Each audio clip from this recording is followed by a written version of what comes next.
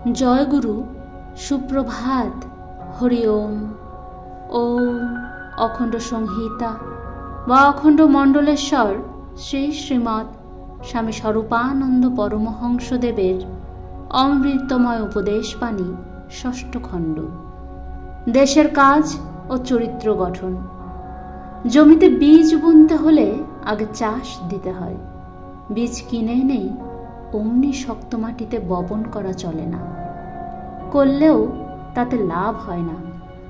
এই দেখো, ইটগুলিকে ছুলছি, ইট কাটা হচ্ছে, অথচ মনে করে জমিটাকে সমতল করা হয়নি।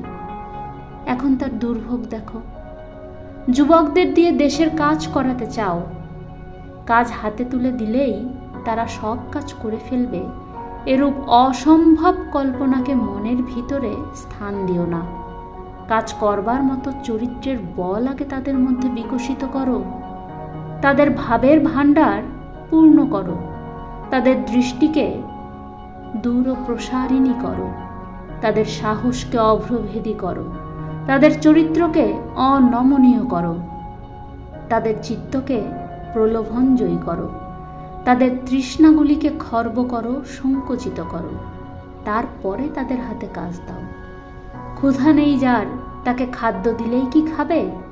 দাঁত ওঠেনি যার, তাকে খাদ্য দিলেই সে খেতে পারবে?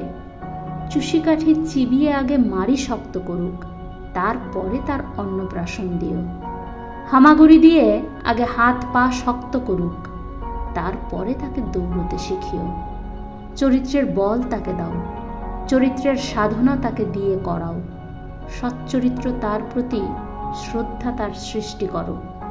চরিত্রবান ব্যক্তিদের জীবনের উপরে প্রশংসমান দৃষ্টি নিক্ষেপ করতে তাকে শেখাও।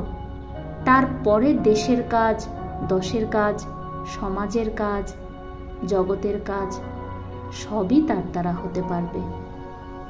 হরি ওম।